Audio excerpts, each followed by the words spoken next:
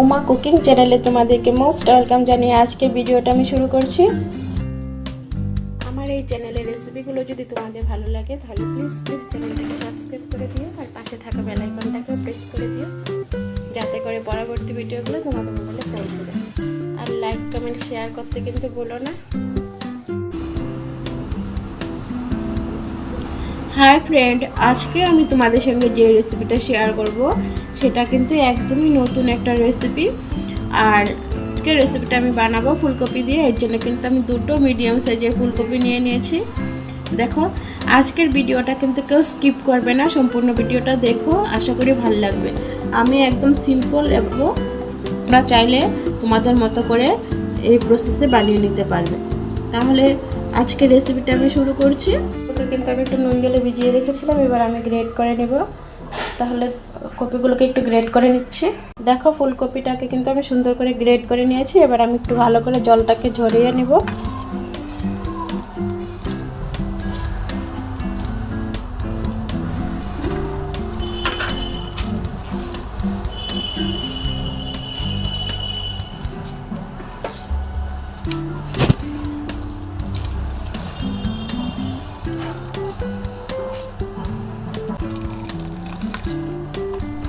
দেখো কতটা জল বেরিয়েছে।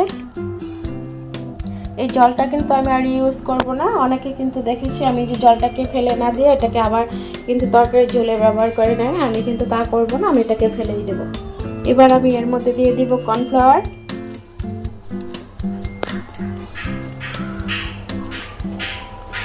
দিয়ে দিয়েছি পরিমাণ মতো নুন আর হলুদ গুঁড়ো। এবার সব কিছুকে একসঙ্গে হাতের সাহায্যে মেখে নেব।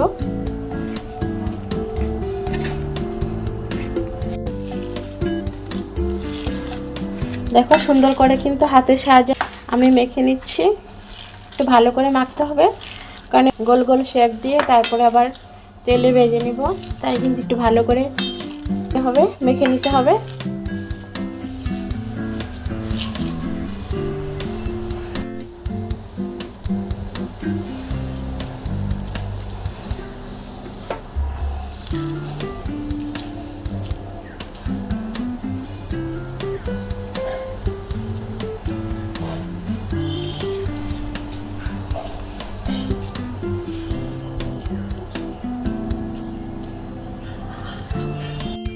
সবগুলো কিন্তু হয়ে গেছে। এই যে দেখো,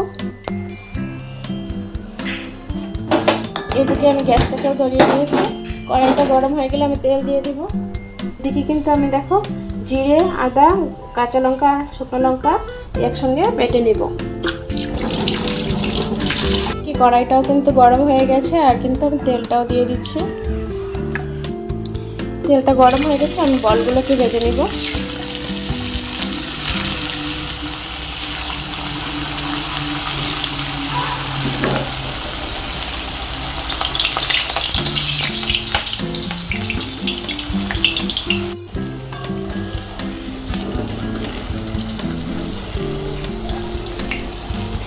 বলগুলো কিন্তু সুন্দর লাল লাল হয়ে গেছে, আমি কিন্তু নামিয়ে নিচ্ছি।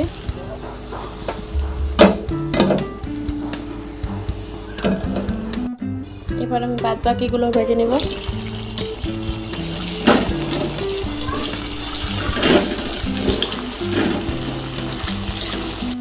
এই বলগুলো হয়ে গেছে, আমি নামিয়ে নিচ্ছি।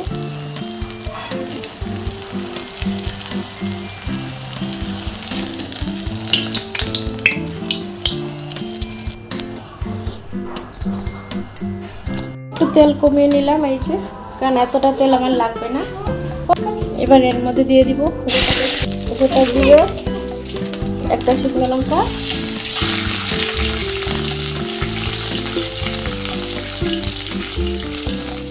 ভাজা হয়ে গেছে। এবার দিয়ে দিব গোটা গরম মশলা, দারচিনি, এলাচ, লবঙ্গ।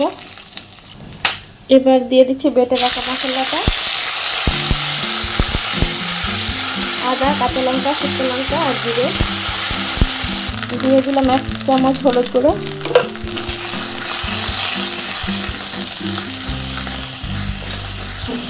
দিয়ে মশলাটাকে ভালো করে ভেজে নিচ্ছি।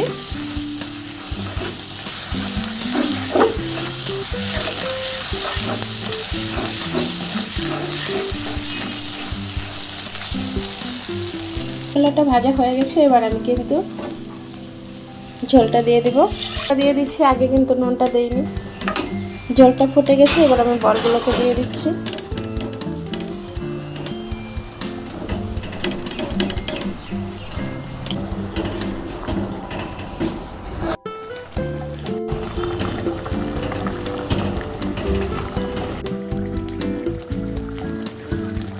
তরকারিটা হয়ে গেছে, এবার আমি গ্যাসটাকে অফ করে দেব। তরকারিটা কিন্তু আমার হয়ে গেছে, এবার নামিয়ে নিব।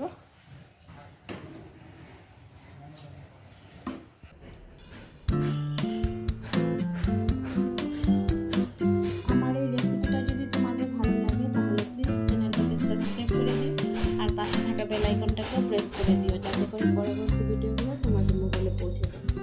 তাহলে আজকের মতো ভিডিওটা আমি এখানেই এন্ড করেছি। আবার দেখাবো অন্য কোনো নতুন ভিডিওতে।